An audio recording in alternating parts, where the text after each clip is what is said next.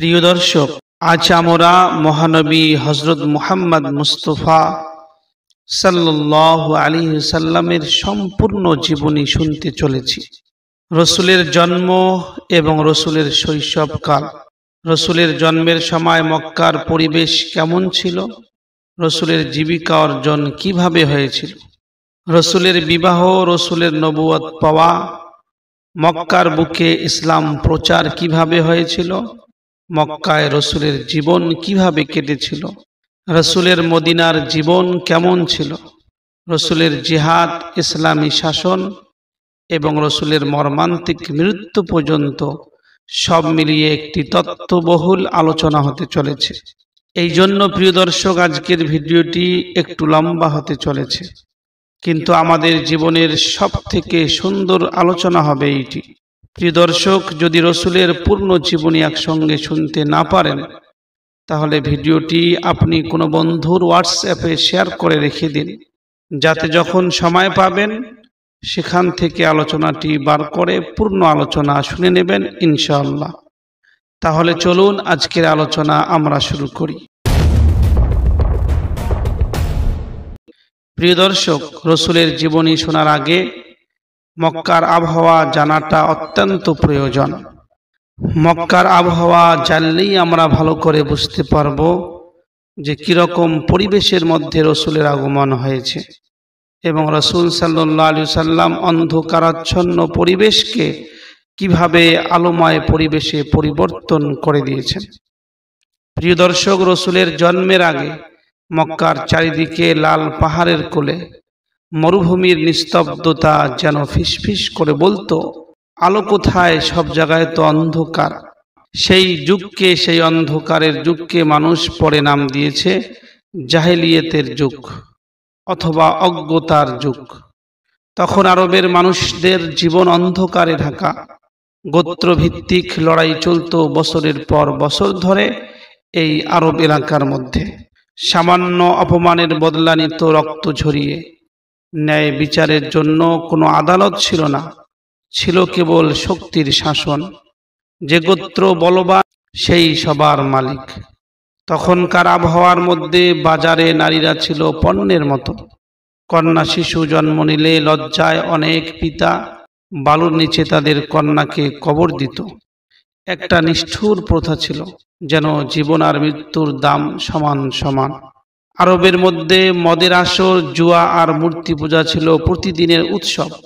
কাবা ঘরে শত শত মূর্তি দাঁড়িয়েছিল, অথচ এক আল্লাহর নাম সেখানে প্রায় কেউ জানত না। রাজনীতি বলতে ছিল গোত্র প্রধানদের প্রভাব আর উটের কাফেলাকে ঘিরে ব্যবসা।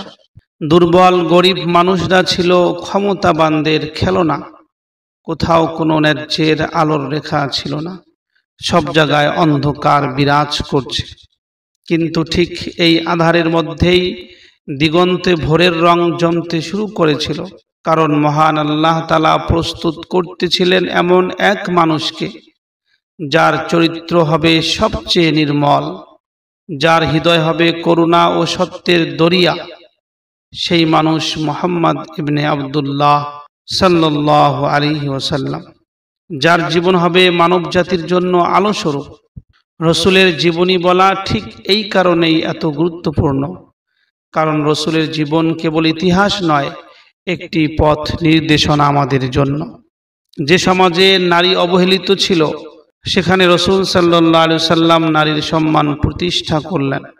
যেখানে রক্তের প্রতিশোধ চলত, সেখানে রসুল সাল্লাল্লাহু আলাইহি সাল্লাম ক্ষমার শিক্ষা দিলেন। যেখানে মানুষ অসংখ্য দেবতার কাছে মাথা নত করত, সেখানে রসুল সাল্লাল্লাহু আলাইহি সাল্লাম এক আল্লাহর তৌহিদের ঘোষণা করলেন। রসুলের জীবনের প্রতিটি অধ্যায়, শৈশবের সততা, নবুয়তের দৃঢ়তা, নির্যাতনের মুখে ধৈর্য, রাষ্ট্র পরিচালনায় ন্যায় বিচার, আজও পৃথিবীর জন্য দিক নির্দেশ। প্রিয় দর্শক, তাই যখন আমরা রাসূলুল্লাহর জীবনী লেখি বা পড়ি, আমরা শুধু অতীতের কাহিনী শুনি না, আমরা আসলে শুনি একটি অন্ধকার সমাজ কিভাবে আলোতে ফিরেছিল, একটি মরুভূমি কিভাবে মানবতার ফুলের বাগান হয়েছিল। আর আমরা খুঁজে পাই আজকের জীবনে ন্যায়, শান্তি আর করুণার প্রকৃত মানে। প্রিয় দর্শক, 6 শতাব্দীর শেষ প্রহর, মক্কার আকাশে তারা ঝলমল করতেছিল, চারিদিকে নিস্তব্ধতা ছিল। পাহাড়ি শহর মক্কা তখনও সেই প্রাচীন কাবা ঘিরে বাণিজ্য ও মূর্তি পূজার কেন্দ্র ছিল। কিন্তু এক অলৌকিক ভোরের জন্য যেন প্রকৃতি অপেক্ষা করছিল। এই রাতই হবে মানবতার ইতিহাসে নতুন অধ্যায়ের শুরু। 570 খ্রিস্টাব্দের রবিউল আউয়াল মাসের 12 তারিখ সোমবারের ভোরবেলা হাসিম বংশের বংশধর মর্যাদাপূর্ণ কুরাইশ পরিবারের এক অনাথ শিশুর জন্ম হলো, যার নাম ছিল মুহাম্মদ ইবনে আবদুল্লাহ। যখন এই শিশুর জন্ম হলো, মক্কার এক কোণে শিশুর কান্না যখন প্রথমবার ভেসে এলো, বলা হয় পুরো ঘর জুড়ে অপূর্ব এক প্রশান্তি নেমে এসেছিল। দাই হালিমা সাদিয়া রাদিয়াল্লাহু আনহা পরে স্মৃতিচারণে বলেন, এই শিশুর মুখের উজ্জ্বলতা আমাদের পুরো ঘরকে আলোকিত করেছিল। কিন্তু রসুলের এই আগমনের আগে এক বিষাদের ছায়া নেমে আসে তার কপালের মধ্যে। শিশুর জন্মের প্রায় 6 মাস আগের ঘটনা। তার পিতা আব্দুল্লাহ ইবনে আব্দুল মুত্তালিব সিরিয়া সফর শেষে ফিরে আসার পথে ইয়াসরিফ বর্তমানের মদিনা শহরে ইন্তেকাল করেন। কখনো এই অনাগত সন্তানের মুখ তিনি দেখার সৌভাগ্য পাননি। আব্দুল্লাহ ছিলেন কুরাইশের একজন তরুণ, চরিত্রে পবিত্র ও উদার। তিনি হাশিমি বংশের সম্মানিত সদস্য ছিলেন এবং মক্কার ব্যবসায়ীদের মধ্যে সততা ও সৌন্দর্যের জন্য পরিচিত ছিলেন। রসুলের মায়ের নাম ছিল আমেনা বিনতে ওয়াহাব, মক্কার বনু জোহরা গোত্রের মর্যাদাবান নারী, সৌন্দর্য ও নম্রতায় অনন্য। তিনি গর্ভ অবস্থার দিনগুলোর অদ্ভুত অভিজ্ঞতা বলতেন। রসুলের মা বিবি আমেনা বলতেন, আমি যেন সবসময় এক অদ্ভুত আলো দেখতে পেতাম, যা সিরিয়ার বুসরা পর্যন্ত আলোকিত করত। এই আলো যেন আগাম ইঙ্গিত দিচ্ছিল যে এই শিশু সাধারণ কোনো শিশু নয়। যখন রসুল করিম সাল্লাল্লাহু আলাইহি সাল্লামের জন্ম হলো, দাদা আব্দুল মুত্তালিব জন্মের সংবাদ যখন শুনতে পেল, তিনি আনন্দে কাবা শরীফে আসেন। এই নবজাতককে বুকে তুলে আল্লাহর প্রশংসা করেন। তিনি শিশুর নাম রাখেন মুহাম্মদ, যার অর্থ যিনি সর্বাধিক প্রশংসিত হবেন। তখনকার আরবে এই নাম খুব বিরল ছিল। কেউ অবাক হয়ে জিজ্ঞাসা করেছিল, হে আব্দুল মুত্তালিব, আপনি এমন নতুন নাম কেন দিলেন যে নাম আমাদের এলাকার মধ্যে পাওয়া যায় না? আব্দুল মুত্তালিব উত্তরে বললেন, আমি চাই আকাশে ও জমিনে এই মুহাম্মদ প্রশংসিত হোক। কুরাইশ বংশের গৌরব। রসুল সাল্লাল্লাহু আলাইহি সাল্লামের বংশ ছিল কুরাইশ, যা গোত্র ব্যবস্থার মর্যাদায় ছিল সর্বশ্রেষ্ঠ। কুরাইশরা বাণিজ্য, নেতৃত্ব এবং কাবা ঘরের রক্ষণাবেক্ষণে পরিচিত ছিল সমস্ত আরব এলাকার মধ্যে। প্রিয় দর্শক, কুরাইশের মধ্যে হাশিমি ছিল একটি শাখা, যার নেতা ছিলেন আব্দুল মুত্তালিব, অর্থাৎ রসুল করিম সাল্লাল্লাহু আলাইহি সাল্লামের দাদা। এই বংশের শিখর পৌঁছে যায় ইব্রাহিম আলাইহিস সালামের পুত্র হযরত ইসমাঈল আলাইহিস সালাম পর্যন্ত। অতএব মুহাম্মদ সাল্লাল্লাহু আলাইহি সাল্লামের বংশধারা সরাসরি নবুয়তের ঐতিহ্য বহন করেছিল। প্রিয় দর্শক, হাশিমি বংশের গৌরব শুধু সম্পদ বা ব্যবসা নয়, বরং উদারতা, অতিথি পরায়ণতা ও প্রতিশ্রুতি রক্ষার জন্য বিখ্যাত ছিল এই হাশিমি বংশ। প্রতি বছর হাজিদের পানি যোগানো, খাদ্যের ব্যবস্থা করা, এসব সেবা ছিল তাদের সম্মানের প্রতীক। মাতা স্নেহের আবরণে ঢেকে রাখলেন রসুল করিম সাল্লাল্লাহু আলাইহি সাল্লামকে। কিন্তু আল্লাহ তাআলার পরিকল্পনা ছিল ভিন্ন। জন্মের 6 বছর পর মাতা আমিনা ও মদিনা সফর শেষে মক্কায় ফেরার পথে অসুস্থ হয়ে মৃত্যুবরণ করেন। ইন্না লিল্লাহি ওয়া ইন্না ইলাইহি রাজিউন। মাতা আমিনা রাদিয়াল্লাহু আনহার মৃত্যুর পরে আমাদের নবীজি হযরত মুহাম্মদ মুস্তাফা সাল্লাল্লাহু আলাইহি সাল্লাম তখন পুরোপুরি আকারে অনাথ হয়ে যায়। কিন্তু এই অনাথের যত্নে আল্লাহর কৃপা অগাধ ছিল। দাদা আব্দুল মুত্তালিব রসুলকে বুকে আগলে রাখলেন। মক্কার মানুষ তখনও বুঝতে পারছিল না যে শিশু তাদের মাঝে বড় হচ্ছে, সেই একদিন মানবতার সবচেয়ে বড় পথ প্রদর্শক হবে। প্রিয় দর্শক, মরুভূমির উত্তপ্ত বাতাসে, বাজারের কোলাহলে, উটের কাফেলার ঘণ্টা ধ্বনিতে ধীরে ধীরে গড়ে উঠেছিল এক পবিত্র চরিত্র, যিনি দুনিয়ার অন্ধকারকে দূরীভূত করেছেন। তবে এখানে মনে রাখতে হবে, কুরাইশেরা বাণিজ্যে যতই উন্নতি করুক না কেন, তাদের হৃদয়ে ছিল তৌহিদের আলোবিহীন, তাদের অন্তরে তৌহিদ ছিল না। কিন্তু মুহাম্মদ সাল্লাল্লাহু আলাইহি সাল্লামের বংশের নিখুঁত সততা, মুহাম্মদ সাল্লাল্লাহু আলাইহি সাল্লামের দাদার অতিথি পরায়ণতা, পরিবারের মানবিক মূল্যবোধ সব মিলিয়ে এই শিশুর হৃদয়ে জমা হচ্ছিল এক অনন্য নৈতিক শিক্ষা। এভাবেই এক অনাথ শিশুর জন্মের কাহিনী শুধু পরিবারের গল্প নয়, বরং একটি বৈশ্বিক বার্তা। কুরাইশদের সেই মর্যাদাপূর্ণ বংশে জন্ম নিলেন যিনি পরে বললেন, সকল মানুষ সমান, তোমরা সবাই আদমের সন্তান। আমাদের রাসূল সাল্লাল্লাহু আলাইহি সাল্লামের এই কথাটি বড়ই গ্রহণযোগ্য এবং বড়ই। কুরাইশদের সেই মর্যাদাপূর্ণ বংশে জন্ম নিলেন এমন এক ব্যক্তি, যে পরবর্তীতে বলেছিলেন যে সকল মানুষ সমান, মানুষের মধ্যে কোনো ভেদাভেদ নেই, তোমরা সবাই আদমের সন্তান। রাসূল সাল্লাল্লাহু আলাইহি সাল্লামের জন্মের এই অংশটুকু বুঝিয়ে দেয় যে আল্লাহ কিভাবে মানবজাতির জন্য একজন নেতা প্রস্তুত করেছিলেন, যার চরিত্র হবে পাহাড়ের মতো দৃঢ় আর হৃদয় হবে মরুভূমির আকাশের মতো বিস্তৃত। প্রিয় দর্শক, মক্কার গোধূলি পাহাড় ঘেরা নগরী তখন নিস্তব্ধ ছিল। ছোট্ট মুহাম্মদ সাল্লাল্লাহু আলাইহি সাল্লাম তখন চাচা আবু তালিবের তত্ত্বাবধানে বড় হচ্ছেন। অনাথ হলেও চাচার ভালোবাসা রাসূলের জীবনের সবথেকে বড় আশ্রয়। একদিন আবু তালিব বাণিজ্য কাফেলার প্রস্তুতি নিচ্ছেন। বাজারে ব্যবসার নতুন সুযোগ এসেছে, তাই সিরিয়ার পথে কাফেলা পাঠানোর ইচ্ছা হলো তার। মুহাম্মদ সাল্লাল্লাহু আলাইহি সাল্লাম আব্দুল মুত্তালিবের এরকম প্রস্তুতি দেখে বললেন, হে আমার চাচা, আমিও আপনার সঙ্গে যেতে চাই। চাচা থমকে গেলেন।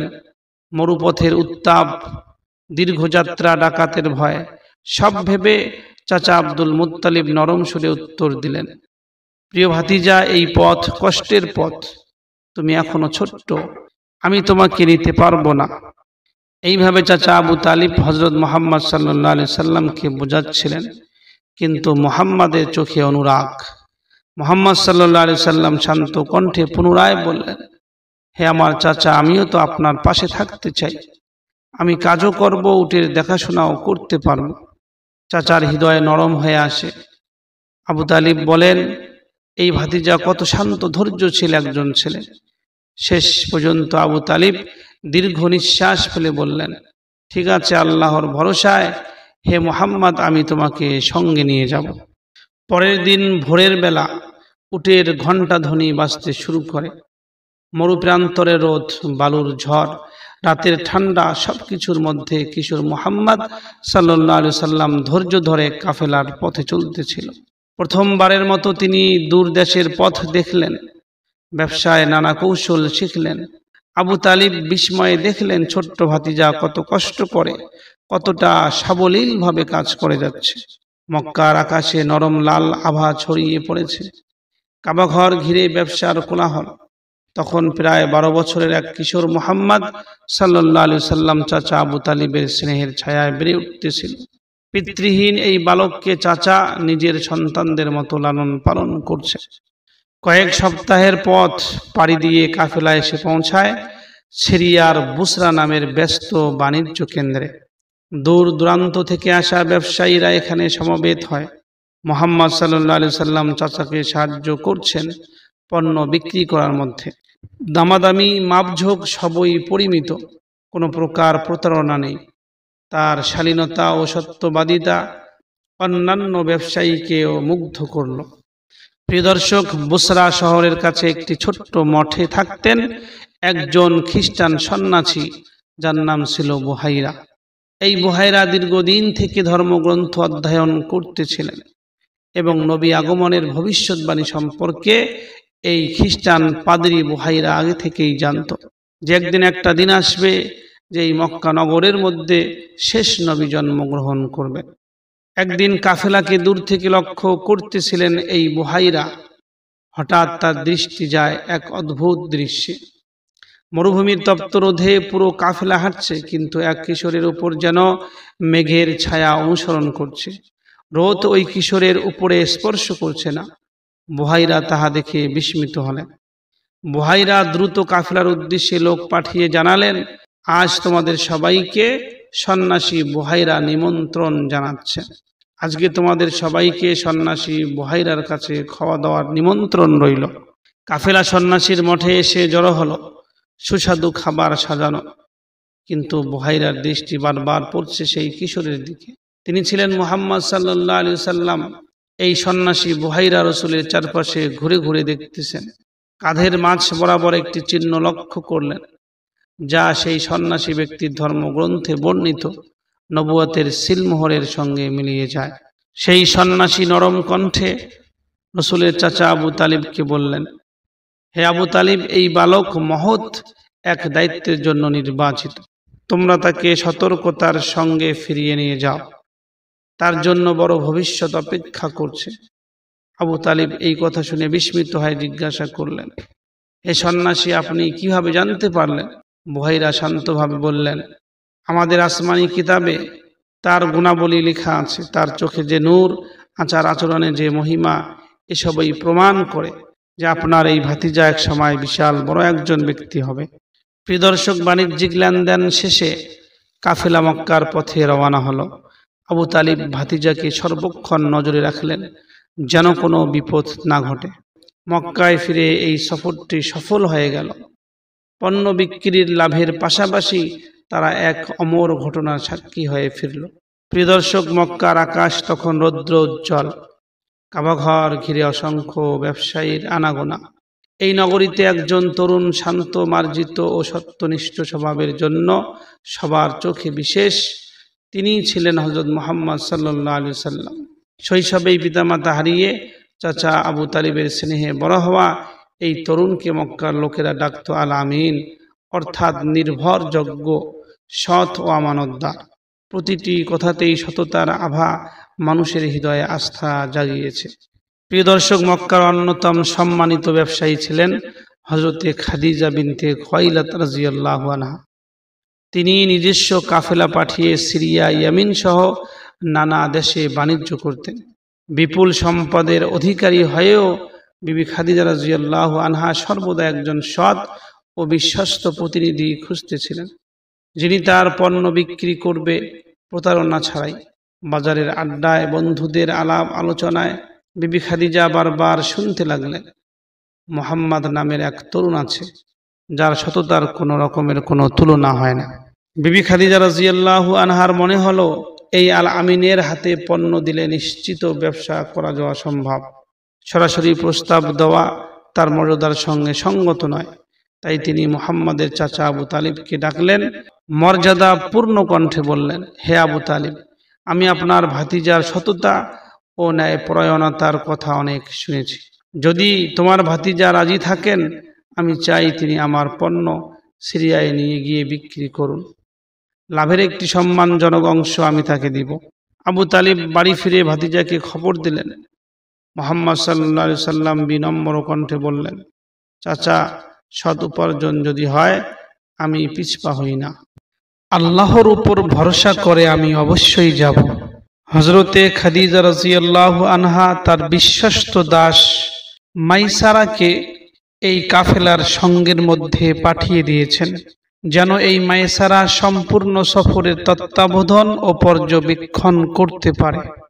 কাফেলায় উট সাজানো হলো, দামি কাপড়, সুগন্ধি ও নানা পণ্য বোঝাই করা হলো। মরুপ্রান্তরের দীর্ঘ যাত্রার জন্য খাদ্য ও পানির বিশেষ ব্যবস্থাও করা হলো। যেদিন সফর করা হবে, যাত্রার দিন সকালে এই কাফেলাটি মক্কার বাজার থেকে বেরিয়ে গেল উটের সঙ্গে। মুহাম্মদ সাল্লাল্লাহু আলাইহি সাল্লামের নেতৃত্বে কাফেলাটি এগিয়ে চলতে লাগলো উত্তরের দিকে, সিরিয়ার ঐতিহাসিক বুসরা শহরের পথে। প্রিয় দর্শক, অসীম বালুকাময় মরুভূমি, প্রখর রোদ, রাতের কনকনে ঠান্ডা, সবকিছুর মধ্যে মুহাম্মদ সাল্লাল্লাহু আলাইহি সাল্লাম ছিলেন আশ্চর্য ধৈর্যশীল। মুহাম্মদ সাল্লাল্লাহু আলাইহি সাল্লাম কখনো অভিযোগ করতেন না। সহযোগীদের সহযাত্রীদের সান্ত্বনা দিতেন এবং কাফেলার উটগুলোর যত্ন নিতেন। খাদিজা রাদিয়াল্লাহু আনহার যে একজন দাসী মায়সারা, সেও এই কাফেলার মধ্যে ছিল। সে অবাক হয়ে দেখলেন প্রখর রোদের মধ্যে যেন এক টুকরো মেঘ সর্বদা নবীজির মাথার উপরে ছায়া করে আছে। উটের দীর্ঘ যাত্রাতেও রসুলের মুখে ক্লান্তের ছাপ নেই। মনে হয় তরতাজার সঙ্গে রসুল চলতেছেন। রসুলের শরীরের মধ্যে মরুভূমির ক্লান্তর কোনো চিহ্ন নেই। এমন মনে হইতেছে রসুল বড়ই আরাম আনন্দের সহিত চলতেছে এই সফরের মধ্যে। কয়েক সপ্তাহের পর কাফেলা পৌঁছালো বুসরা শহরের একটি ব্যস্ত বাজারের মধ্যে। বণিকরা দামাদামি করতে লাগলো, মাল বিক্রি করা শুরু করে দিল। বাজারের মধ্যে লোকের কোনো অভাব নেই। কেনাকাটা করার জন্য অনেক লোক এই বাজারের মধ্যে চলাফেরা করতেছিল। মুহাম্মদ সাল্লাল্লাহু আলাইহি ওয়াসাল্লাম সবকিছু মাপ বোঝের সঠিকতা এবং সমস্ত মালপত্রকে ন্যায্য মূল্যে বিক্রি করতে লাগলেন। মক্কার অন্যান্য ব্যবসায়ী যত দাম কমাতো, মুহাম্মদ সাল্লাল্লাহু আলাইহি ওয়াসাল্লাম ততই ন্যায্য মূল্য প্রস্তাব করতেন। এবং আশ্চর্যের ব্যাপার, ক্রেতারা মুহাম্মদ সাল্লাল্লাহু আলাইহি ওয়াসাল্লামের কাছ থেকেই পণ্য কিনতে আগ্রহী ছিলেন। এই সততা ও এই বিনয় বাণিজ্যে অস্বাভাবিক লাভ এনে দিল। খাদিজা রাদিয়াল্লাহু আনহার পণ্য তুলনায় বেশি দামে বিক্রি হয়ে গেল। কম সময়ে বিক্রি হয়ে গেল সমস্ত মাল সামান। এই সফরের মধ্যে খাদিজা রাদিয়াল্লাহু আনহার দাসী মায়সারা একাধিক আশ্চর্য ঘটনা লক্ষ্য করেছে। এই সফরের মধ্যে মায়সারা দেখেছে মেঘের ছায়া। দিনভর সূর্য তীব্র হলেও নবীজির উপর একটি মেঘ ছায়া দিয়ে থাকত সর্বসময়। সে বাজারের মধ্যে হোক আর পথ চলাকালীন হোক, প্রখর উত্তাপে রসুল সাল্লাল্লাহু আলাইহি ওয়াসাল্লামের চারপাশে প্রশান্ত বাতাস বইতে থাকত। ব্যবসায়ের সততা এবং দয়া। রসুল সাল্লাল্লাহু আলাইহি ওয়াসাল্লাম কারো উপর চাপিয়ে পণ্য বিক্রি করেননি, কারো উপরে জোর করেননি, বরং ন্যায্য দামেই সমস্ত ক্রেতারা রসুল সাল্লাল্লাহু আলাইহি ওয়াসাল্লামের কাছে পণ্য কিনত। এই পরিস্থিতি এবং এই অবস্থা দেখে মায়সারা হৃদয়ের মধ্যে অনুভব করলেন যে এই তরুণের মাঝে আল্লাহর বিশেষ রহমত আছে। আমি এই তরুণের মাঝে অনেক অলৌকিক জিনিস দেখতে পাচ্ছি। প্রিয় দর্শক, এইভাবে বাণিজ্য শেষ হয়ে গেল, বেচা কেনা শেষ হয়ে গেল। বাণিজ্য শেষ করে কাফেলা যখন মক্কার পথের মধ্যে ফিরতেছিল, তখন রসুলের এই ব্যবসার মধ্যে লাভ এত বেশি হয়েছিল যে খাদিজার পূর্বের যে কোনো সফরকে ছাড়িয়ে গিয়েছিল।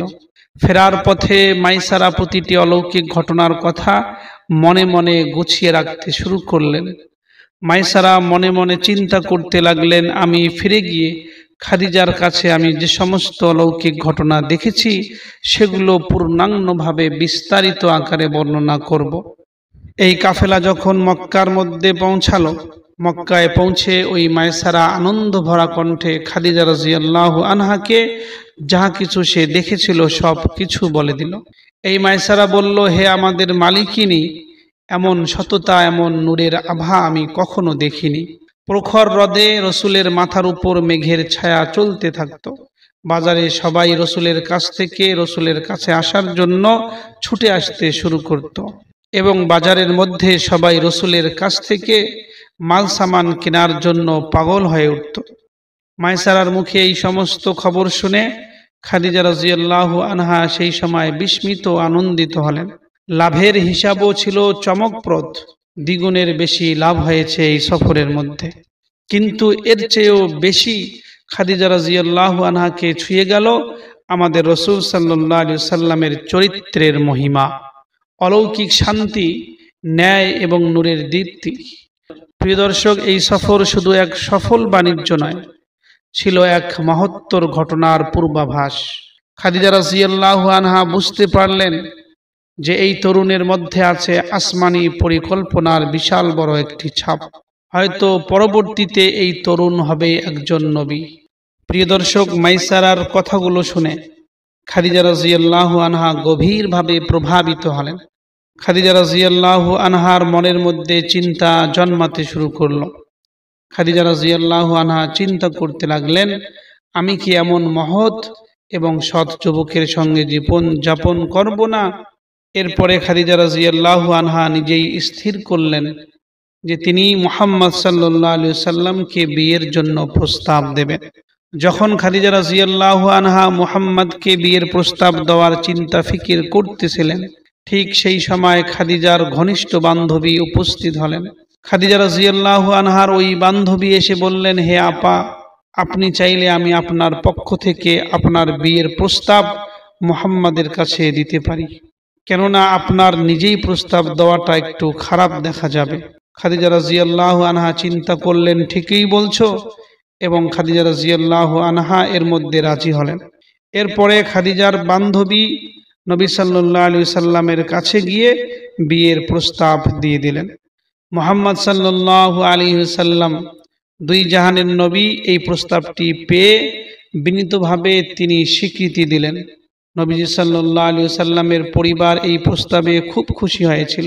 রসুলের চাচা আবু তালিব খাদিজার গার্জিয়ানদের সঙ্গে কথা বলতে লাগলেন এবং উভয় পক্ষের সম্মতিতে পরে এই বিয়ার চুক্তিপত্র সম্পূর্ণ করা হলো। চুক্তি সম্পন্ন হওয়ার পরে বিয়ের দিন নির্ধারিত হলো।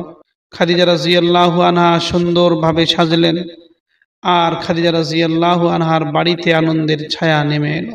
মক্কার পরিবেশ বড়ই শান্ত ছিল, সবার মনের মধ্যে খুশি।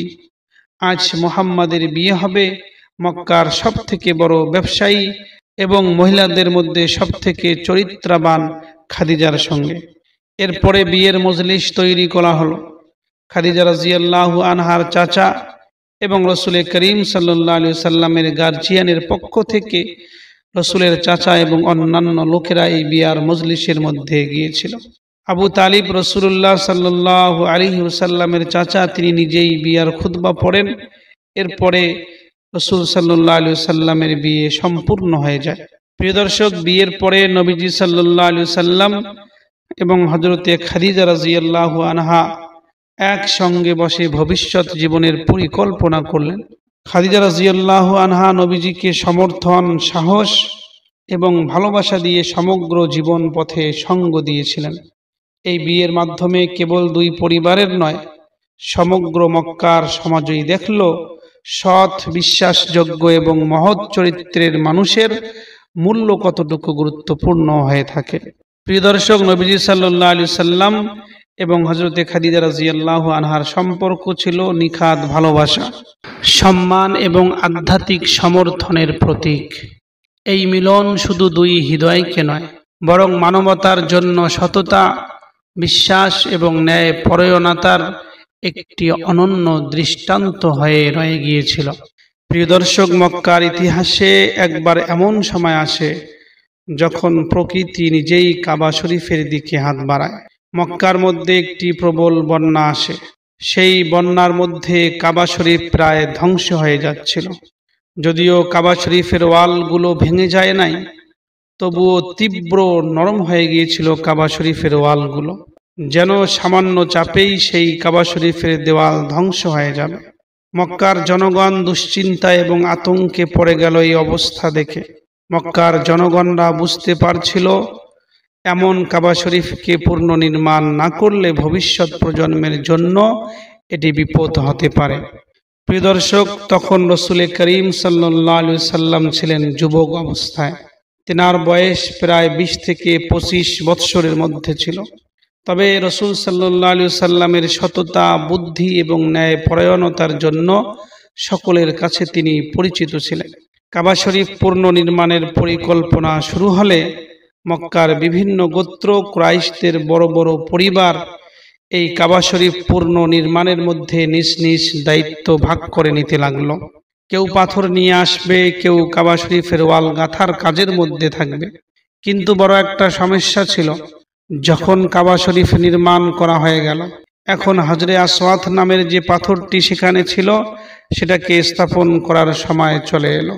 মক্কার বড় বড় গোত্ররা বলতে লাগলো যে আমরাই সব থেকে বেশি হকদার, এই পবিত্র পাথর হাজরে আসওয়াদকে আমরাই ওয়ালের মধ্যে স্থাপন করব। এক মুহূর্তে উত্তেজনা এতটাই তীব্র হয় যে কেউ কারো দিকে চোখ তুলতেও সাহস পাচ্ছিল না। তারা পরস্পরে অনেক আলোচনা করল, কিন্তু আলোচনায় কোনো সমাধান হচ্ছিল না। তখনই মক্কার একজন বড় সর্দার বলে উঠল, হে কুরাইশের গোত্ররা, তোমরা শুনে রাখো, আমাদের মধ্যে এই পাথর স্থাপন নিয়ে ঝগড়া চলছে। তাই আজকে এখনই মক্কার উত্তর দিকের অথবা পূর্ব দিকের দরজা দিয়ে যে ব্যক্তি সর্বপ্রথম প্রবেশ করবে সেই চূড়ান্ত ফয়সালা করবে এবং তার ফয়সালাই আমরা সবাই মেনে নেব। অবশেষে মক্কার সমস্ত বড় বড় গোত্ররা এই ফয়সালাকে মেনে নিল। এরপর সবাই তাকিয়ে থাকতে রইল ওই দরজার দিকে যে কে সর্বপ্রথম প্রবেশ করে। আল্লাহ রাব্বুল আলামিনের ইচ্ছাই সব থেকে প্রাধান্য পায়। কিছুক্ষণের মধ্যে ওই দরজা দিয়ে সর্বপ্রথম প্রবেশ করলো হযরত মুহাম্মদ মুস্তাফা সাল্লাল্লাহু আলাইহি ওয়াসাল্লাম। মক্কার সমস্ত গোত্রের লোকেরা রাসূল করিম সাল্লাল্লাহু আলাইহি ওয়াসাল্লামের নিকট একসঙ্গে জমা হলো এবং রাসূল করিম সাল্লাল্লাহু আলাইহি ওয়াসাল্লামকে সমস্ত খবর বলে দিল। এবার রাসূল করিম চিন্তা করতে লাগলেন কিভাবে এই হাজরে আসওয়াদ, এই পবিত্র পাথরকে স্থাপন করা যায়। যদি মক্কার একটি সর্দারের মাধ্যমে এই পাথর স্থাপন করা যায় তাহলে অন্য একটি সর্দার রাগও খেতে পারে, ক্রোধের মধ্যেও আসতে পারে। এই জন্য রাসূল করিম সাল্লাল্লাহু আলাইহি ওয়াসাল্লাম অনেক চিন্তা ফিকির করে একটি সিদ্ধান্ত নিলেন। রাসূল করিম সাল্লাল্লাহু আলাইহি ওয়াসাল্লাম সবাইকে লক্ষ্য করে বললেন, হে লোকেরা, তোমরা একটি চাদর নিয়ে আসো। যখন একটি চাদর নিয়ে আসা হয় তখন ওই চাদরটি জমিনের মধ্যে রেখে দেওয়া হয় এবং রাসূল করিম সাল্লাল্লাহু আলাইহি ওয়াসাল্লাম নিজে ওই পাথরকে তুলে চাদরের মাঝখানের মধ্যে রেখে দেয় এবং মক্কার সমস্ত বড় বড় সর্দারদেরকে বলে যে তোমরা সবাই এই চাদরের কোণাগুলো ধরো এবং সবাই মিলে একসঙ্গে এই পবিত্র পাথরকে ওয়ালের মধ্যে স্থাপন করা হবে। এইভাবে রাসূল করিম সাল্লাল্লাহু আলাইহি ওয়াসাল্লামের প্রজ্ঞায়, রাসূল করিম সাল্লাল্লাহু আলাইহি ওয়াসাল্লামের কৌশলের কারণে মক্কার মধ্যে বিশাল বড় একটি ঝগড়া থেকে লোকেরা নাজাত পেয়েছিল। প্রিয় দর্শক, এই ঘটনায় প্রকাশ পায় নবীজির সততা, ন্যায়পরায়ণতা এবং নবীজির সমঝোতার দক্ষতা।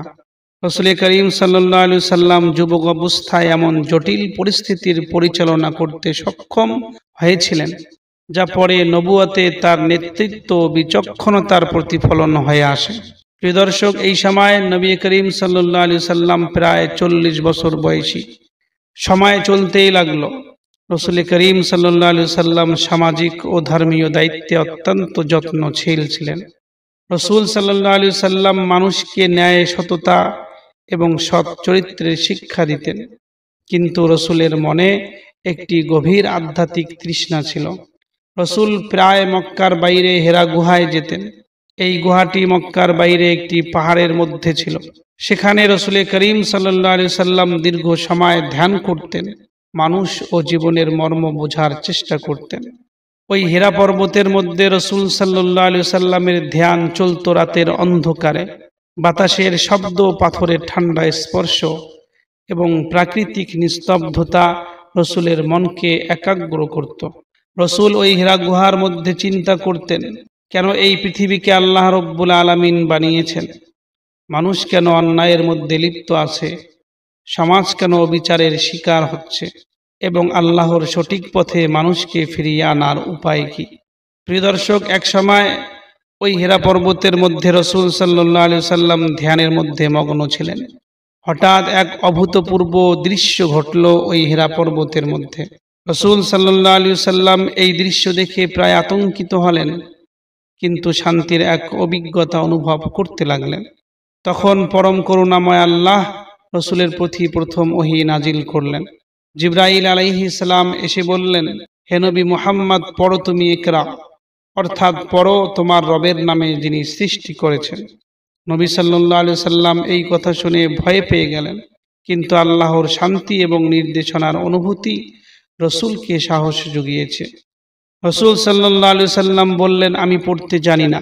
জিবরাইল আলাইহিস সালাম এই কথা শুনে রাসূলকে জড়িয়ে ধরে জোর করে চাপ দিলেন নিজের বুকের মধ্যে। রাসূল সাল্লাল্লাহু আলাইহি ওয়াসাল্লাম অত্যন্ত কষ্ট অনুভব করলেন। তারপর রাসূলকে ছেড়ে দিয়ে আবার জিবরাইল আলাইহিস সালাম বললেন, হে মুহাম্মদ, বলো, পড়ো তোমার রবের নামে যিনি তোমাকে সৃষ্টি করেছেন। এবারও রাসূল সাল্লাল্লাহু আলাইহি ওয়াসাল্লাম একই উত্তর দিল যে আমি পড়তে জানি না। তারপরে আবার রসুলকে বুকের মধ্যে জড়িয়ে ধরে জিবরাইল আলাইহিস সালাম জোর করে চাপ দিলেন। এরপরে ছেড়ে দিয়ে বললেন, হে মুহাম্মদ পড়ো। এরপরে রসুল করিম সাল্লাল্লাহু আলাইহি সাল্লাম পড়তে শুরু করেছেন সূরা আলাকের প্রথম আয়াতগুলো। প্রিয় দর্শক, প্রথম এবং দ্বিতীয় ওহী নাজিল হওয়ার পর রসুল সাল্লাল্লাহু আলাইহি সাল্লাম ধীরে ধীরে মানুষকে ইসলামের দিকে দাওয়াত দিতে শুরু করলেন। শুরুতে এই ইসলামের দিকে দাওয়াত দেওয়াটা ছিল গোপনে, তারপরে আস্তে আস্তে এই দাওয়াত প্রকাশ্যে শুরু হয়ে গিয়েছিল।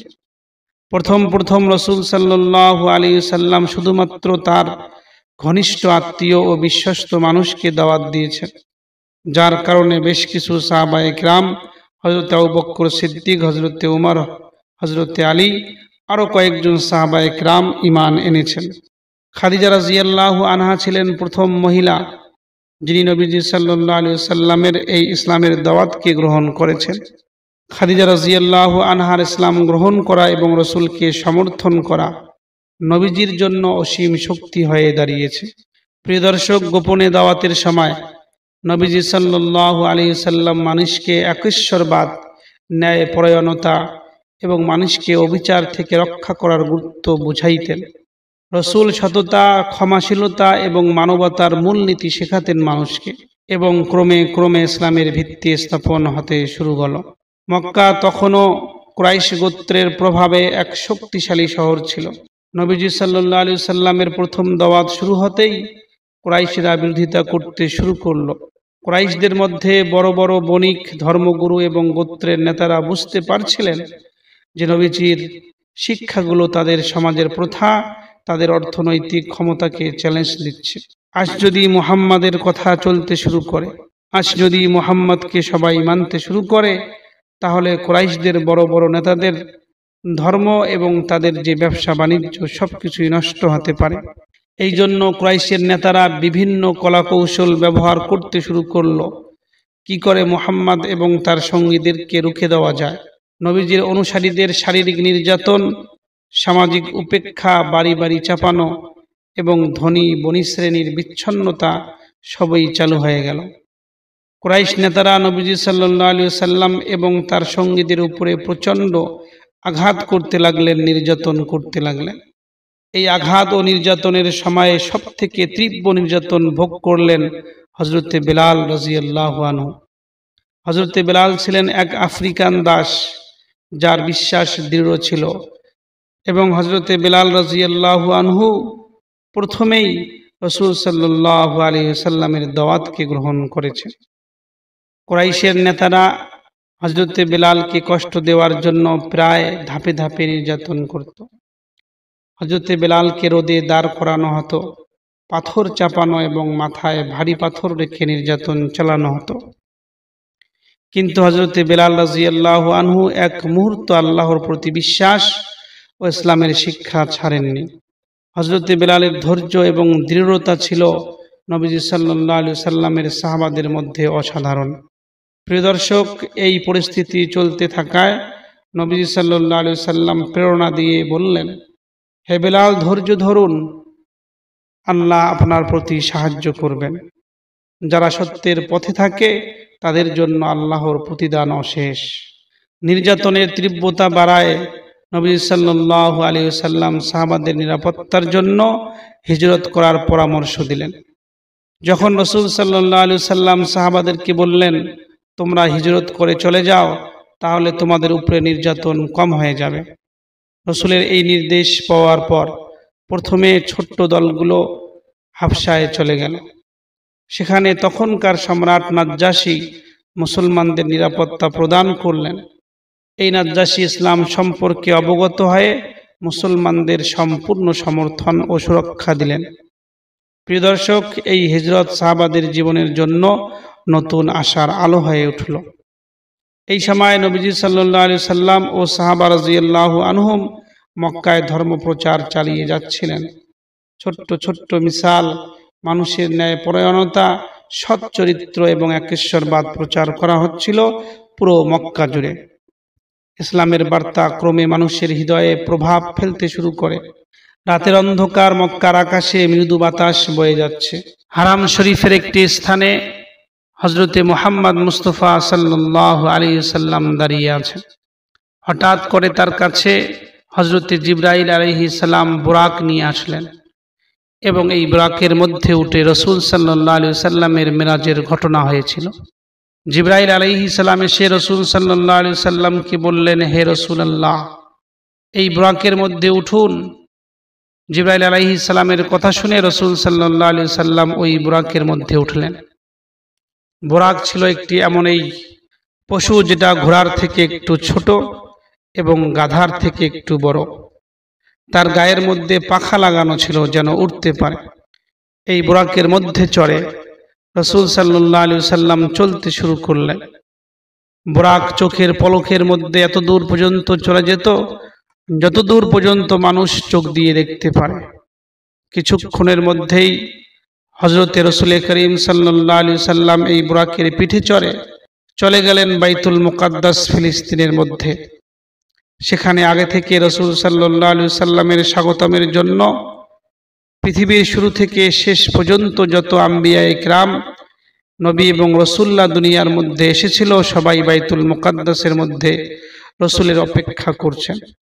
যখন রাসূল সাল্লাল্লাহু আলাইহি সাল্লাম বাইতুল মুকাদ্দাসের মধ্যে গেলেন, গিয়ে তিনি দেখলেন সমস্ত রাসূল এবং আম্বিয়ারা 2 রাকাত নামাজ পড়ার জন্য প্রস্তুতি নিচ্ছেন।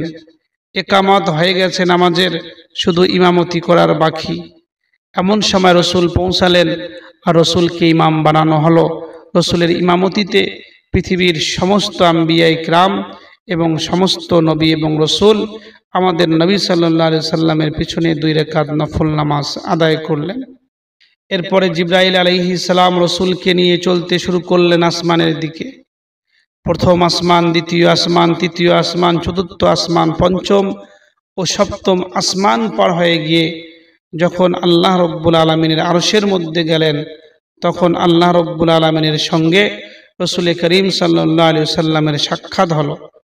আল্লাহ রব্বুল আলামিন এই সাক্ষাতের মধ্যে আমাদের রাসূল সাল্লাল্লাহু আলাইহি সাল্লামকে 50 ওয়াক্ত নামাজ দিয়েছিলেন তোহফা স্বরূপ, যাতে রাসূলের উম্মত অর্থাৎ আমরা এই 50 ওয়াক্ত নামাজ আল্লাহর জন্য পড়তে পারি, কায়েম করতে পারি এবং আল্লাহর সঙ্গে ওই নামাজের মধ্যেই সাক্ষাৎ করতে পারি।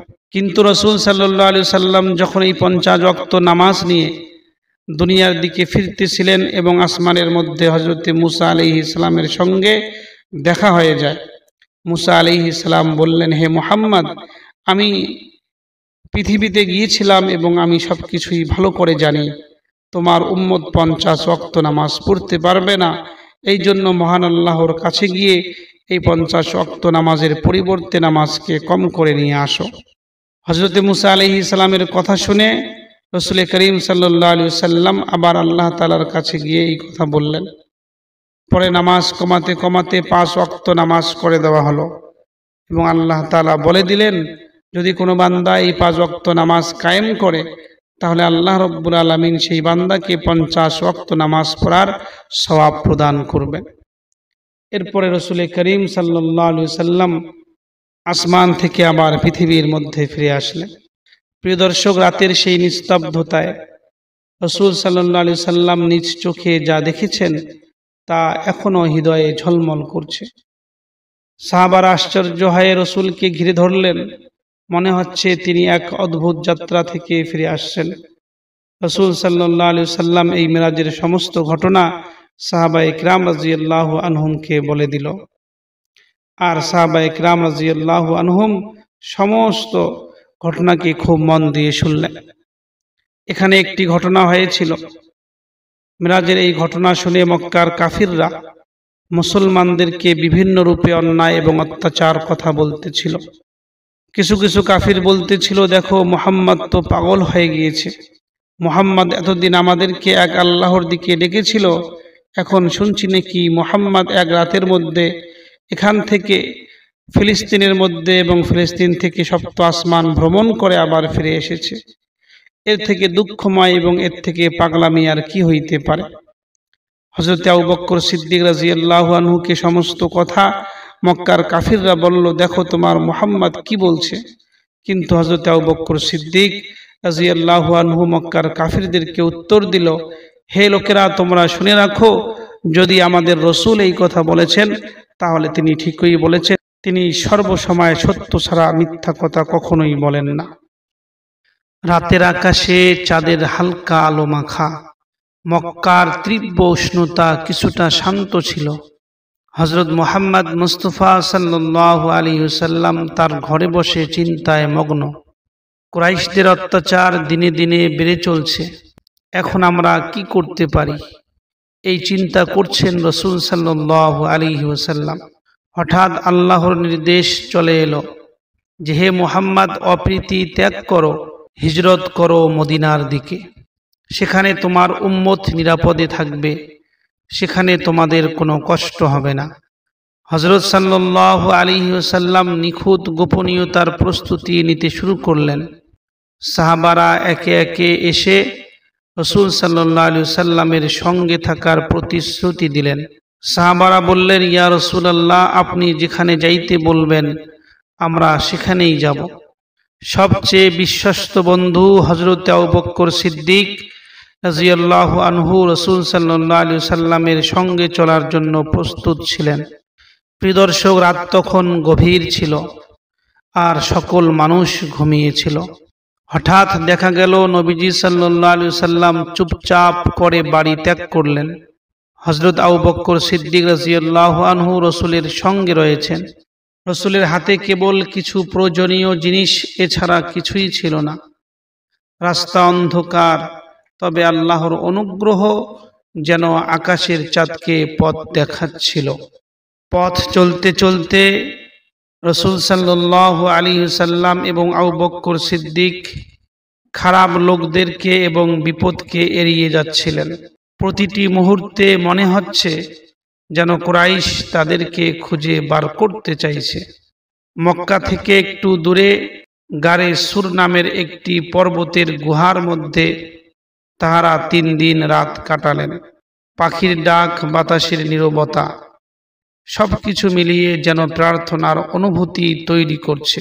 সেই গারে সুর থেকে বার হয়ে রাসূল সাল্লাল্লাহু আলাইহি ওয়াসাল্লাম এবং আবু বকর সিদ্দিক আবার সফর করতে শুরু করলেন। অবশেষে ভোরের আলোয় তারা দুজন পৌঁছালেন মদিনার কাছে। সেখানকার মানুষ নবীজিকে স্বাগত জানাচ্ছিলেন। মক্কার দুঃখ বেদনা দূরে রেখে দিয়ে মদিনায় নতুন জীবনের সূচনা করে দিলেন প্রিয় নবীজি সাল্লাল্লাহু আলাইহি ওয়াসাল্লাম। প্রিয় দর্শক, মদিনার মাটিতে প্রথম আলো পড়ছে। হযরত সাল্লাল্লাহু আলাইহি ওয়াসাল্লাম মদিনার মুসলমানদের সঙ্গে বসে আলোচনা করতেছিলেন। রাসূল বলছেন, আমাদের জন্য একটি স্থায়ী স্থান দরকার, যেখানে নামাজ আদায় করা হবে। এমন একটি আমাদের মসজিদ তৈরি করতে হবে, যে মসজিদে জ্ঞান শিখানো হবে এবং উম্মত যে মসজিদের মধ্যে একত্রিত হবে। রাসূলের এই কথা শুনে মুসলমানরা আনন্দিত হয়ে কাজ শুরু করে দিল। খেজুরের ডাল কাটলো, খেজুরের গাছ কাটলো, মাটির ইট সংগ্রহ করা হলো। সাহাবা রাদিয়াল্লাহু আনহুম নিজেরা মাটি কেটে কাঠ বহন করে খেজুরের ডাল টেনে এনে মসজিদ নির্মাণের ব্যবস্থাপনা করলেন। রাসূল করিম সাল্লাল্লাহু আলাইহি ওয়াসাল্লাম এবং সকল সাহাবারা একসঙ্গে বসে আছেন এবং তারা সবাই মিলে একসঙ্গে হাতে হাত মিশিয়ে দিক নির্দেশ দিচ্ছিলেন যে কিভাবে কাজ করতে হবে। মসজিদের কাজ শুরু হয়ে গেল। মসজিদের দেওয়াল উঠছে, ছাদ তৈরি হচ্ছে। পিছনের ছোট্ট ঘরগুলো শিক্ষার জন্য রাখা হলো এবং প্রার্থনার জন্য বড় হল তৈরি করা হলো, যেখানে নামাজ পড়া হবে, দোয়া করা হবে। মুসলমানরা ধীরে ধীরে নামাজ পড়তে শুরু করলো। তখন বাতাসে আনন্দ ছিল। সবাই বুঝেছে এখন থেকে এখানে এই মসজিদের মধ্যে আল্লাহর নির্দেশ এবং এই মদিনার মধ্যে আল্লাহর হুকুম মতন জীবন অতিবাহিত করতে হবে। প্রিয় দর্শক, আস্তে আস্তে মদিনার মধ্যে মুসলমানদের সংখ্যা বৃদ্ধি পাচ্ছে। কিন্তু এই মদিনা শহরের মধ্যে মুসলমান ব্যতি রেখে আরো অন্যান্য লোকেরা এবং সম্প্রদায় ছিল। রাসূল সাল্লাল্লাহু আলাইহি ওয়াসাল্লাম সাহাবীদেরকে নিয়ে, মদিনার অন্যান্য লোকদেরকে নিয়ে একসঙ্গে বসে মদিনার অন্যান্য সম্প্রদায়ের সঙ্গে একটি প্রতিশ্রুতি তৈরি করলেন তাদের সঙ্গে চুক্তি করা হইল যে আমরা সবাই মিলে মদিনার মধ্যে নিরাপদে বসবাস করব। মদিনা শুধুমাত্র মুসলমানের জন্য নিরাপদ নয়, বরং মদিনার মধ্যে যত সম্প্রদায় আছে সবার জন্য একটি নিরাপদ স্থান হবে। প্রিয় দর্শক, এইভাবে মসজিদের নির্মাণ হয়ে গেল এবং মদিনার সমস্ত সম্প্রদায়ের সঙ্গে রাসূল সাল্লাল্লাহু আলাইহি সাল্লাম তথা মুসলমানদের চুক্তিপত্র হয়ে গেল। দ্বিতীয় হিজরি রমজান মাসের 17 তারিখে বদরের যুদ্ধ সংঘটিত হয়। প্রিয় দর্শক, মনে রাখতে হবে বদর একটি জায়গার নাম, যেটা মক্কা থেকে 150 কিলোমিটার দূরে অবস্থিত। সেই জায়গায় ইসলামের ইতিহাসের প্রথম যুদ্ধ সংঘটিত হয়েছে। এই যুদ্ধের মধ্যে মহানবী হযরত মুহাম্মদ মুস্তাফা সাল্লাল্লাহু আলাইহি সাল্লাম নিজেই উপস্থিত ছিলেন, তাই এই যুদ্ধকে গজওয়াতুল কুবরা বলা হয়। প্রিয় দর্শক, এই যুদ্ধটি শুরু হয় এক প্রতিশোধের কারণে। যখন মুসলিমরা মক্কা থেকে মদিনার দিকে হিজরত করতেছিল, তখন মুসলিমদের কাফেলার উপর এক কাফির দল হামলা করে মুসলিমদের সমস্ত মাল লুটপাট করে নেয়। সেই সময় মক্কার এক কাফিরদের এক ব্যবসায়ী কাফেলা সিরিয়া থেকে ব্যবসা করে মক্কার মধ্যে ফিরছিল। সেই কাফেলার সর্দার ছিলেন আবু সুফিয়ান। যদিও এই আবু সুফিয়ান ঈমান এনে পরবর্তীতে মুসলমান হয়েছিলেন। এখানে আরেকটি কথা মনে রাখতে হবে, মদিনা শহর এমন একটি শহর যেটা মক্কা এবং সিরিয়ার মাঝখানে অবস্থিত। যদি কোনো কাফেলা বা কোনো দল যদি সিরিয়া থেকে মক্কার মধ্যে যাইতে চায়, তাহলে তাদেরকে মদিনা হয়েই যেতে হবে। আবু সুফিয়ানের কাফেলাটি সিরিয়া থেকে মক্কার মধ্যে মদিনার পাশ দিয়ে যাইতেছিল। সাহাবারা এই কাফেলার খবর পেয়ে সেই আবু সুফিয়ানের কাফেলার উপরে হামলার উদ্দেশ্যে ধাবিত হলেন। কিন্তু আবু সুফিয়ান আগে থেকেই সেটা বুঝতে পেরেছিল, তাই আবু সুফিয়ান নদীর তীর দিয়ে মুসলমানের হাত থেকে বেরিয়ে গিয়ে তারা চলে গিয়েছিল। কিন্তু আবু সুফিয়ান মক্কার মধ্যে খবর দিয়েছিল যে মুসলমানরা আমাদেরকে ধাওয়া করছে, আমাদের উপরে হামলা করতে চায়। এদিকে মক্কার মধ্যে আবু জেহেল এই খবর জানতে পেরে আবু জেহেলের নেতৃত্বে মক্কার কাফিররা যুদ্ধের জন্য এক বিরাট সৈন্যদল গঠিত করে যুদ্ধের উদ্দেশ্যে বেরিয়ে পড়ল। যখন মুসলমানেরা বুঝতে পারল যে আবু সুফিয়ান পাশ কেটে চলে গেছে এবং মক্কা থেকে আবু জেহেলের বিশাল বড় একটি সৈন্য দল মুসলমানের সঙ্গে যুদ্ধ করতে প্রস্তুত তারা আসতেছে, তখন রাসূল করিম সাল্লাল্লাহু আলাইহি সাল্লাম সকল সাহাবাদেরকে সঙ্গে নিয়ে বদরের প্রান্তরে অবস্থান করলেন। মুসলিম সৈন্য সংখ্যা ছিল মাত্র 313 জন। তার মধ্যে 70টি উট এবং 2টি ঘোড়া ছিল। মুসলমানদের সৈনিক সংখ্যা কম হলেও তাদের ঈমান ছিল খুব বেশি। 313 জনের মধ্যে মুহাজির ছিল 82 জন এবং আনসারদের মধ্যে আউস গোত্রের ছিল 61 জন ও খাজরাজ গোত্রের ছিল 170 জন। মোট হয়েছিল 313 জন সাহাবী। ফলে মুসলমানদের কাউকে পায়ে হেঁটে বা একটা উঠে 2 জন ছাড়া রাস্তা চলার কোনো উপায় ছিল না। এবং অন্যদিকে কাফিররা ছিল 1000 জন। আবু জেহেল এই বাহিনীর সর্দার ছিল। যেখানে মুসলমানদের মাত্র 70টি উট, সেখানে কাফিরদের অসংখ্য উট এবং 100টি ঘোড়া এবং 600টি লৌহ বর্ম ছিল। প্রতিনিয়ত বাহিনীর খাবারের জন্য 9টি বা 10টি উট জবাই করা হতো এই কাফির বাহিনীর জন্য। তাদের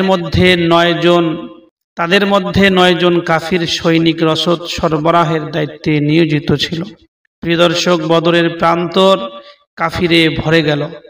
মুসলিমরা হতভম্ব হয়ে পড়ল এবং আল্লাহর প্রতি ভরসা রেখে যুদ্ধে নেমে পড়ল মুসলমান বাহিনী। সেই সময় একটা ঘটনা ঘটে গেল যে রাসূল সাল্লাল্লাহু আলাইহি সাল্লাম যখন যুদ্ধের জন্য মুসলিমদের লাইনে ঠিক করতেছিলেন, সেই সময় হুজুরের হাতে একটা তীর ছিল। লাইন থেকে একটু এগিয়ে ছিলেন সাওয়াদ রাদিয়াল্লাহু আনহু।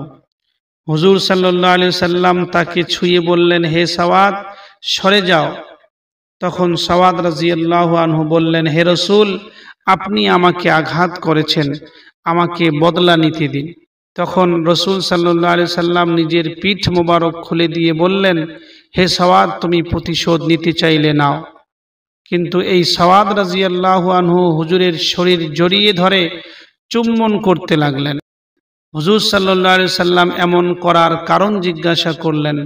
তখন সওয়াদ রাদিয়াল্লাহু আনহু বললেন, ইয়া রাসূলুল্লাহ, আল্লাহ আমাকে ক্ষমা করবেন, আমি চাই যে আমার সঙ্গে আপনার একই স্থান শেষ আদান প্রদান হোক, যেন এটা হয়ে থাকে, অর্থাৎ আমার দেহের চামড়া আপনার দেহের চামড়ার সঙ্গে স্পর্শ করে। সওয়াদের উত্তর শুনে আল্লাহর নবী সাল্লাল্লাহু আলাইহি সাল্লাম খুব খুশি হন এবং তার জন্য দোয়া করেন। প্রিয় দর্শক, যুদ্ধ শুরু হয়। আল্লাহর নবী বদরের প্রান্তরে দোয়া করেন, হে আল্লাহ, তুমি যে ওয়াদা দিয়েছো সেটা পূরণ করো। এবং হুজুর সাল্লাল্লাহু আলাইহি সাল্লাম কেঁদে কেঁদে বললেন, হে আল্লাহ, আজ যদি মুসলিমরা এই যুদ্ধে হেরে যায় তাহলে এই দুনিয়ায় তোমার ইবাদত করার লোক থাকবে না। হে আল্লাহ, তোমার প্রিয় বান্দাদের সাহায্য করো। আল্লাহ তাআলা এই যুদ্ধে নিজের ফেরেশতা মণ্ডলীদের পাঠিয়ে এই যুদ্ধে মুসলমানদেরকে বিজয় দান করেন। প্রিয় দর্শক, এই যুদ্ধে মহাপাপী আবু জেহেল মারা যায় এবং কাফিরদের 70 জন সৈনিক মারা যায় এবং 70 জন সৈনিক বন্দী হয় এবং অন্যান্য কাফিরদের সৈনিকরা নিজের জীবন বাঁচাতে যুদ্ধ ছেড়ে পলায়ন করে। কাফিরদের মধ্যে যারা ধনী ব্যক্তি ছিলেন, প্রিয় দর্শক, কাফিরদের মধ্যে যারা ধনী ব্যক্তি ছিলেন তারা ফিদিয়া দিয়ে মুক্ত হলো, আর যারা জ্ঞানী ব্যক্তি ছিল তাদের ফিদিয়া ছিল যে 10 জন মুসলিম ছেলেকে লেখাপড়া শেখাতে হবে। মুসলমানদের মধ্যে মোট 14 সাহাবী শহীদ হন এই বদরের যুদ্ধের মধ্যে। তাদের মধ্যে 8 জন আনসার ছিলেন এবং 6 জন সাহাবা ছিলেন মুহাজির। প্রিয় দর্শক, সাহাবারা মালে গনিমত পেলেন এই বদরের যুদ্ধের মধ্যে এবং নিজেদের যা ক্ষতি হয়েছিল সেটা পূরণ করলেন। এরপরে মুসলমানের সংখ্যা বাড়তে থাকে, লোকদের মধ্যে কথাবার্তা চলতে থাকে। রসুল করিম সাল্লাল্লাহু আলাইহি সাল্লাম নিজেই বলেছেন, যে সকল সাহাবী বদর যুদ্ধে যোগদান করেছিল তাদেরকে জাহান্নামের আগুন স্পর্শ করতে পারবে না, অর্থাৎ তারা হবে জান্নাতি। প্রিয় দর্শক, এরপরে সময় চলতে থাকে, মুসলমান দিনের কাজ করতেই থাকেন। অবশেষে 8ম হিজরির রমজান মাসে 10 দিন অতিবাহিত হওয়ার পর নবীজি সাল্লাল্লাহু আলাইহি সাল্লাম 10,000 মুজাহিদদের একটি বাহিনী নিয়ে মক্কার উদ্দেশ্যে বের হলেন। বের হওয়ার সময় আবু রুহাম কুলসুম বিন হুসাইনকে মদিনার খলিফা নির্বাচন করলেন। মক্কা আক্রমণ ও জয় করার কারণ হচ্ছে কুরাইশরা হুদাইবিয়ার সন্ধি চুক্তি ভঙ্গ করেছিল এবং খোজা গোত্রের উপর রাতের অন্ধকারে আক্রমণ করে তাদেরকে অকাতরে হত্যা করেছিল। হুদাইবিয়ার সন্ধির শর্ত মোতাবেক খোজা গোত্র নবীজির সঙ্গে চুক্তিবদ্ধ হয়েছিল। এটি ছিল হুদাইবিয়ার সন্ধির সুস্পষ্ট লঙ্ঘন। প্রিয় দর্শক, নবীজি সাল্লাল্লাহু আলাইহি সাল্লাম সাহাবীদের নিয়ে মাররুজ জাহরানে পৌঁছালেন। রাতের বেলা আগুন জ্বালানোর আদেশ দিলেন। আগুনের আলোতে আশেপাশের অঞ্চল আলোকিত হয়ে গেল। মক্কাবাসীদের কাছে মুসলিম বাহিনীর খবর ছিল না, তবে মক্কাবাসীদের অন্তরে আশঙ্কা ছিল যে যে কোনো সময় মুসলিম বাহিনী মক্কার মধ্যে আক্রমণ করতে পারে, কিন্তু এত তাড়াতাড়ি মুসলমানরা চলে আসবে এটি তাদের ধারণাও করতে পারে নাই। নবীজি সাল্লাল্লাহু আলাইহি সাল্লাম মুজাহিদ বাহিনীকে সঙ্গে নিয়ে বিনা বাধায় মক্কায় প্রবেশ করলেন। প্রথমে নবীজি কাবা ঘরের দিকে গেলেন। তার চারপাশে আনসার ও মুহাজিরগণ ঘিরে ছিল। কাবায় গিয়ে রসুল সাল্লাল্লাহু আলাইহি সাল্লাম আল্লাহর ঘরের তাওয়াফ করলেন। নবীজির হাতে একটি তখন ধনুক ছিল। সে সময় কাবার অভ্যন্তরে 360টি মূর্তি ছিল। ধনুকের মাধ্যমে এক এক করে রসুল সাল্লাল্লাহু আলাইহি সাল্লাম মূর্তিগুলোকে ভেঙে ফেললেন। এ সময় তিনি কোরআনের এই আয়াতটি পাঠ করলেন, কুল জা আল হাক্কু ওয়া যাহাকাল বাতিল ইন্নাল বাতিলা কানা যাহুকা। বলুন, সত্য এসেছে এবং মিথ্যা বিলুপ্ত হয়েছে। নিশ্চয়ই মিথ্যা বিলুপ্ত হওয়াই ছিল। রাসূল সাল্লাল্লাহু আলাইহি সাল্লাম কাবার ভিতরে প্রবেশ করলেন এবং নামাজ আদায় করলেন। নামাজ শেষে বাইরে আসলেন। কুরাইশরা তখন সারিবদ্ধভাবে বাইরে দাঁড়িয়ে অবস্থান করতেছিলেন। রাসূল সাল্লাল্লাহু আলাইহি সাল্লাম তাদেরকে সম্বোধন করে বললেন, হে কুরাইশ সম্প্রদায়, তোমাদের সঙ্গে আজ আমি কেমন আচরণ করব বলে মনে করো তোমরা? সকলেই উচ্চ স্বরে ঘোষণা করতে লাগলো, হে মুহাম্মদ, আমরা আপনার কাছ থেকে খুব ভালো আচরণ কামনা করছি। ইউসুফ আলাইহিস সালাম তার ভাইদেরকে যা বলেছিলেন, আজ আমিও তোমাদের সঙ্গে তাই বলছি। এটা বললেন আমাদের রাসূল সাল্লাল্লাহু আলাইহি সাল্লাম। আজ তোমাদের উপর কোনো অভিযোগ নেই, তোমরা মুক্ত এবং স্বাধীন। প্রিয় দর্শক, এটা ছিল রাসূল সাল্লাল্লাহু আলাইহি সাল্লামের বক্তব্য মক্কা বিজয় হওয়ার পরে। কোনো কিছুই বৈধ নয় যতক্ষণ না সে সন্তুষ্ট চিত্তে তাকে প্রদান করে। অতএব তোমরা নিজেদের প্রতি জুলুম করো না। সকলে শোনো, এখানে উপস্থিতগণ যেন এই বার্তাগুলো অনুপস্থিত লোকদের নিকট পৌঁছে দেয়। হয়তো অনেক অনুপস্থিত লোক উপস্থিত শ্রোতা অপেক্ষা অধিক হেফাজতকারী হবে। এরপরে আল্লাহ রাব্বুল আলামিন একটি আয়াত নাজিল করলেন, যার সারমর্ম হলো, আজ আমি তোমাদের জন্য তোমাদের ধর্মকে পরিপূর্ণ করে দিলাম এবং তোমাদের প্রতি আমার নিয়ামত পূর্ণ করলাম এবং তোমাদের জন্য ধর্ম হিসাবে ইসলাম দিয়ে আমি সন্তুষ্ট হলাম। প্রিয় দর্শক, এরপরে আবার দিন কাটতে শুরু করলো। রাসূল সাল্লাল্লাহু আলাইহি সাল্লাম মদিনার মধ্যে চলে গেলেন। আস্তে আস্তে দিন অতিবাহিত হইতে শুরু করলো এবং অবশেষে রাসূল সাল্লাল্লাহু আলাইহি সাল্লামের মৃত্যুর সময় ঘনিয়ে এলো। হযরত আয়েশা রাদিয়াল্লাহু আনহা বর্ণনা করেছেন, যখন রাসূল সাল্লাল্লাহু আলাইহি সাল্লামের মৃত্যুর সময় এলো, তখন রাসূলের মাথা আমার রানের উপরে ছিল। রাসূল সাল্লাল্লাহু আলাইহি সাল্লামের মাথা যখন আমি আমার রানের উপরে রেখেছিলাম, তখন তিনি বেহুশ হয়ে গিয়েছিলেন। তারপর রাসূল সাল্লাল্লাহু আলাইহি সাল্লামের হুশ আবার ফিরে এলো। তখন রাসূল সাল্লাল্লাহু আলাইহি সাল্লাম ছাদের দিকে চক্ষু নিবদ্ধ করলেন। অতঃপর রাসূল সাল্লাল্লাহু আলাইহি সাল্লাম বললেন, আল্লাহুম্মা রফিকুল আলা, হে আল্লাহ, হে সর্বোচ্চ বন্ধু। আর এটাই ছিল রাসূল সাল্লাল্লাহু আলাইহি সাল্লামের শেষ কথা।